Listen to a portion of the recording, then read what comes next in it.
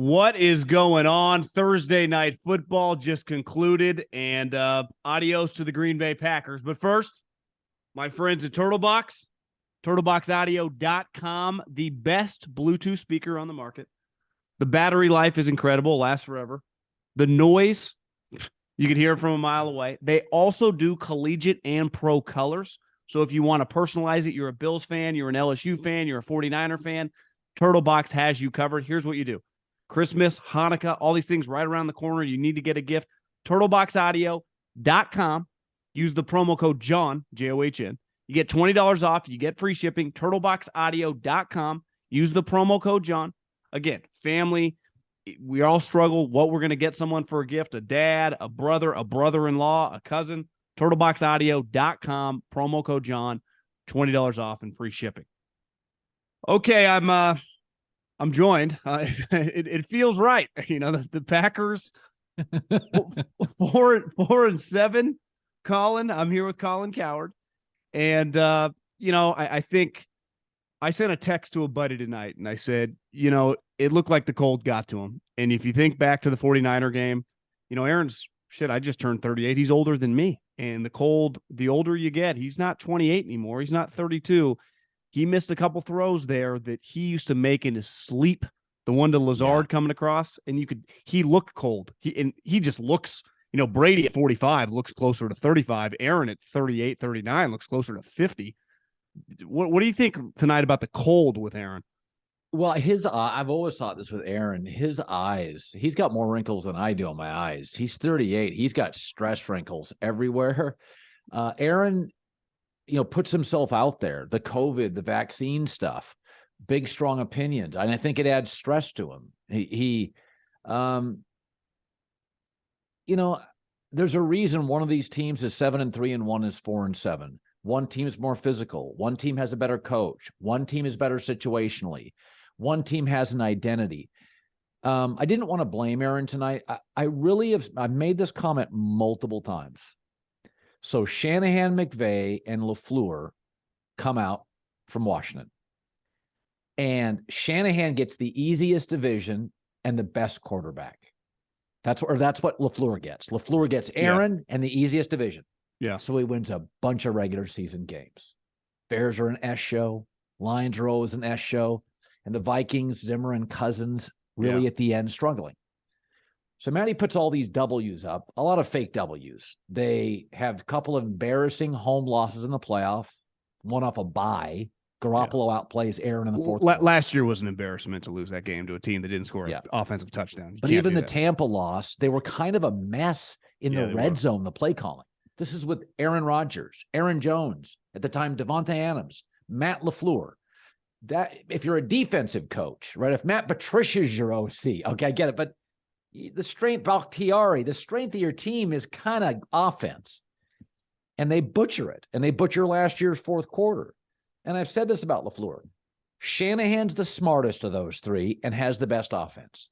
McVay's the personality and the culture builder. What's LaFleur? What's their identity? Every time I see him in a big game against what I think Vrabel's a great, not a good, a stud.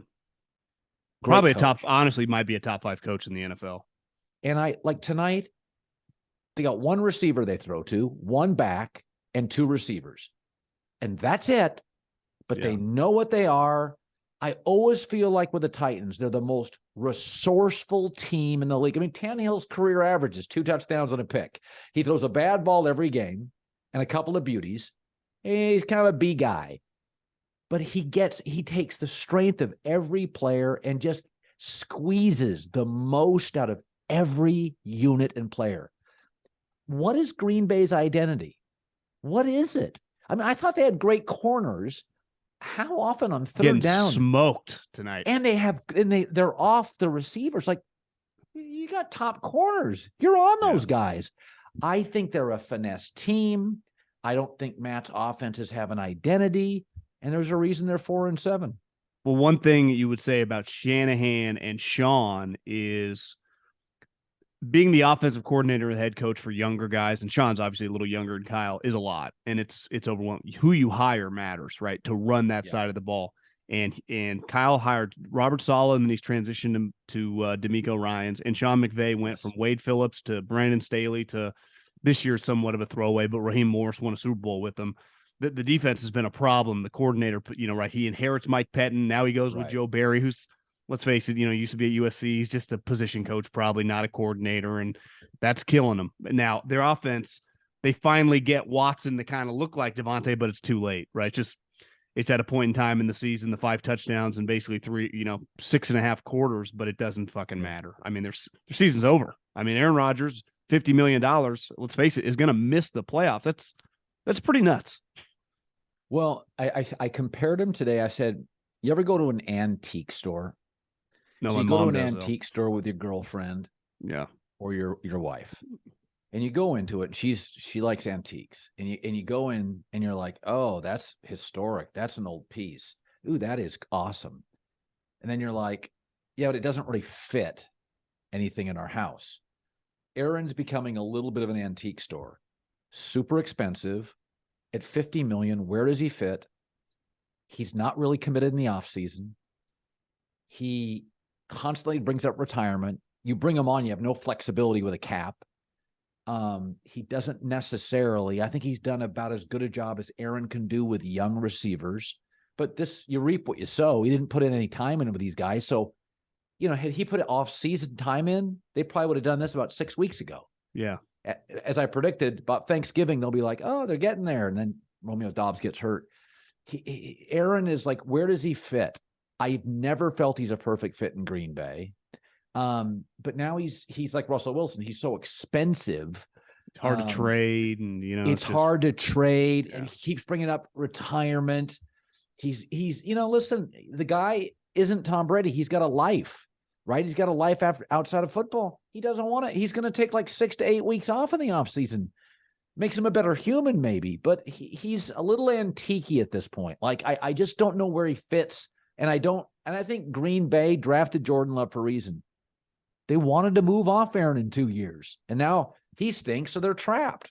Yeah. Speaking of older quarterbacks, especially after Tom looks on the internet and sees his ex-wife is with a Taekwondo instructor, maybe he's inspired. I thought he was done. Like, once the season ended, I guess you could never discount him. I know a lot of people feel that this is going to be his last season, but I heard you a couple weeks ago about the Christian McCaffrey thing and mentioned Tom with the 49ers. And that's something that, in Northern California was talked about for a long time, but this Raiders debacle, and now it feels like Derek's in tears, not just because they're losing, but because he kind of knows it's over for him. Mark Davis, Vegas, it's not going well. Bright lights town. You have to. I know that he wanted Tom Brady before, but he was not going to step on Gruden's toes. Gruden didn't want to mess with him. Josh McDaniels, Tom Brady, Vegas, Frank Sinatra, Elvis, a lot of all-time greats have finished their careers in Vegas. Would you say that's on the table, given the way the thing with Vegas is going? Josh McDaniels, the connection, other Patriot guys? Well, I think San Francisco won. I think the Raiders are 2. Remember, Derek Carr would have a market. Derek's the 11th, 12th best quarterback in the league. You could send him somewhere and get a second-round pick. So then the Raiders, they've got Colton Miller's a left tackle. I don't know if they extend Josh Jacobs, but they'll have Hunter Renfrow and Devontae Adams. They may move off Waller. They could get something for that. They have edge rushers. I think they need to upgrade at corner. They may go get another running back, another wide receiver. But the pieces are there. It really is. Well, him and Josh know each other, so there's no transition of an offense. They speak the same language, right? Yeah, I mean, I always look at it. Do they have some weapons? Yeah. Left tackle? Yeah. Do they have an offensive coach? Yeah. Do they have edge rushers? Yeah. Tom's not going to take max in the market. You're going to get extra picks if you move Derek Carr. I think it's a very solid 2. And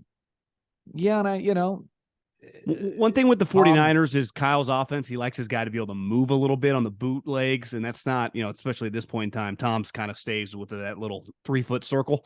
There's not much movement. So from a philosophical, and I know Tom's way more accomplished than Kyle, but I don't really see Kyle changing, right. Like his offense is his offense, where Josh, boom, they just do what they've always done.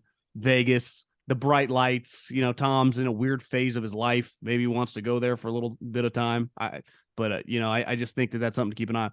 Another thing, I know you had on Lincoln today. I'm pretty fascinated by the college quarterbacks. Like I thought a couple weeks ago when he lost that game to LSU, it's pretty clear to me he's clearly the number one quarterback in this class. Yeah. Now the question is just the size, right? Yeah. And he's not very big. But the number two He's not. quarterback, in my opinion, I saw you do something on Mahomes, right? NFL teams don't care about win-loss record. At all. Will Levis is playing with me at wide receiver. He's not his physical attributes. I don't think people realize he's going really high in this draft. So if he's a top 10 potential, once these coaches meet 6'5", he can run. He's got a big arm. He played in the Shanahan offense. I think there's a pretty good quarterback draft at the top with Levis, with obviously Bryce, and then some of these other extra guys. There's a kid at North Carolina that's interesting, that moves pretty well. Yeah, he's a stud. Well, next year's quarterback class could be really special because he's a redshirt freshman. So him and Caleb, yeah. I mean, that's because if Caleb was in this class, he'd be one. Yeah. So I thought May was a sophomore. So he is a redshirt freshman. He's a redshirt freshman. Yeah. Yeah. I think he and Caleb, boy, they're really, I mean, they just move. They got it all. Move. It's interesting. Russell Wilson comes in small. He probably got Manziel drafted, Baker drafted, Kyler drafted. Yeah. Well, now Manziel was a bust. Baker was a semi-bust. Kyler doesn't want to get hit. It's interesting. The small quarterback, now Tua is kind of like the small quarterback flourishing, coachable, likable, accurate. Yeah. But, it's funny about Bryce Young, because Bryce Young was like 192 pounds. That's like, to me, 20 pounds too light. I agree. Russell was 225. Kyler was muscled up. Okay, I'm 6'1.5", 190. I am Bryce Young size. I am not an NFL. I'm not big enough. So, Aaron Rodgers wasn't ideal size, and he's 228, 6'2.5". Think about that. Aaron Rodgers is 30 pounds heavier. He looks slight on TV, 30 pounds heavier than Bryce Young. That is like, and Aaron looks thin. He doesn't look thick on television. So I'm a Will Levis guy. I've said this multiple times. He's just not playing with the SEC, the top 6 teams are NFL factories. Well, I talked to scouting buddies in the area. They say he's got no NFL skill guys beside a running back, and the offensive line's terrible. So it's like, yeah, he's getting his ass kicked by some of these teams. It ain't his fault. And he's a high character guy with all these physical attributes. We've seen it recently, right? Josh, Mahomes, you project. And these coaches now, the guys having success are bigger athletes. Right, Russell is an all-time outlier. It turns out, right? I guess that's my point. Is that there was this trend? Oh, Russell's small. Let's go small. Johnny bust. Russell age quickly. Kyler doesn't want to get hit. Baker bust. And Tua's been hurt a lot. So it's like you can say what you want about trends, but Levis is he's a big bag of stuff. Like, man, he's got size, and in the end, most of the great quarterbacks in life. You get these outliers, and the NFL is a copycat league, right? And it's okay, let's go small guy. Kyler Murray no longer wants to get hit.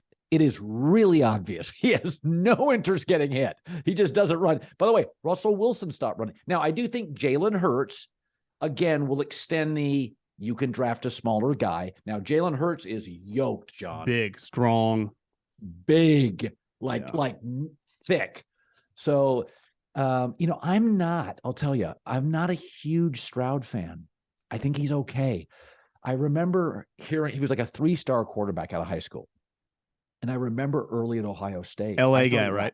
Is he from Southern California? Yeah. And I thought he lacked confidence. And I had heard, remember, there was a time when a lot of people thought they were going to bring in, wasn't it the Quinn Ewers guy to Ohio State? Yeah, he did. He came. Yeah, right. Yeah. And there was a feeling is Stroud just didn't like it. There was a lot of people. I had heard people in Ohio State's program say they thought Stroud just didn't have kind of the alpha and the confidence they wanted. Now, he's improved. Ryan Day is a good coach. They have terrific weapons. And fantastic. They're like Alabama a couple years ago. Yeah. He's playing with all these guys are NFL starters. So CJ has kind of grown into the position. But I can remember early, there was I have a couple friends that are really close to Ohio State, and they were like, doesn't have a ton of confidence. I think Bryce is the great talent, the quick release, the mover. Somebody's going to take him. Will Levis to me, I would take. I'm with you. I think Caleb Williams, if available today, I've been told this by 2 GMs, they would take him number 1. Well, they're in your backyard. Obviously, this is a season from hell for the LA Rams. And I've always supported them making these moves. They've worked. But sometimes when you trade, like in the offseason, when the Chiefs trade for Miami's pick, it's a set deal, right? You're giving me pick 31 for this player. When you trade the future ones and shit, the train comes off the tracks, that future one, we think it's always going to be 27 or 24, can just turn into 4. And that's right now the Rams. I mean, Cooper Kupp, who they're built like an NBA team. Who knows when he's coming back? That pick for the Lions. I mean, I'm watching the Lions. Aiden Hutchinson looks good. Jamison Williams not even back. Penei Sewell's pretty good. They obviously are going to have multiple high picks this year. They do have a pretty good nucleus moving forward. And that Rams pick, who knows, could vault. I mean, the Rams might not win again. I mean, I'm serious. I mean, the Rams they're in major trouble. I mean, do you think Sean McVay, because I know your boys with Schrager, it kind of bothers me a little bit, and I get it. Like I've changed professions, that it's just going to be another next couple months. Like, will he go to TV? It's like sometimes coaches have shitty years. It's part of the deal. It's why you make $15 million. Belichick, right. Andy, Sean Payton, they've all missed the playoffs and had a crappy year. It's part of the profession. Is he just going to tap out when it gets tough? Just because it's not like he has kids. He doesn't have children yet. What else is he doing? I think. I like the guy, but the constant McVay to TV just when they have a bad season, it's just exhausting to me. Well, and I also think it's weird. So he can't beat Shanahan. Like Shanahan owns him. Kicks his ass. And so twice a year, Shanahan buries McVay. Now McVay's got the ring. But I think that wears on him, that he's not even viewed as the best young coach in his own division. And I like Sean, but that would wear on me. Yeah, it's human. He's a human. I get it. Yeah. So I think, and they don't have an easy solution because they don't have a number 1 pick. So my thing is, you're going to keep Cooper Kupp, you're going to keep Stafford, and you're going to keep Aaron Donald. I think you have to consider going back into the first round business. I would look at, I know it sounds crazy. I would think about moving Jalen Ramsey, who's a big risk corner. I think you've seen the best of him. Corners tend to age, John, very quickly in this league. Yeah. I would move him if I could get a 1, and then I would have a 1, 2, and 3 next year. And I would go out and I would get another receiver, a cheaper corner. I'd maybe look at another tackle, offensive tackle. I think it's time to make some moves and restock the shelves with Stafford, Donald, Cooper. Let everybody else move. The Seahawks did this when they wanted to rebuild, John. They made a couple of moves and they got a lot of picks really, really fast. Yeah. And so out of those top 3, I'd think of moving Jalen Ramsey. They have a pretty good defensive line even around Aaron Donald, so I wouldn't worry about that. Brian Allen's a good center. The right tackle's great. So I think, remember, they drafted a Wisconsin. Bruss was the kid, the guard. He got hurt in camp, so he'll come. O-line won't be nearly as bad next year. Yeah. But what happens, John, in this league? Allen Robinson acquisition's a mess. Tutu Atwell was a bust. A couple of bad moves at a key unit in a year. They missed back-to-back second-round picks, the Tutu and Cam Akers. That were their valuable picks in those drafts, and they whiffed. Yep, and then Allen Robinson. So if you whiff on 2 players at key positions, and they did at wide receiver, Tutu Atwell's a bust, and Robinson, I had people that told me, they're like, I don't know if he has anything left. And I've had people say that he's always been a little overrated. The name was a little stronger than the actual talent. They were desperate, and they're not. When you go shopping on the free agent market, Jerry Rice and Randy Moss usually aren't out there, right? You're dealing. Christian Kirk and him were the 2 best options. And what are they? Neither of them are top 20 wide receivers. I mean, Kirk's a better player, but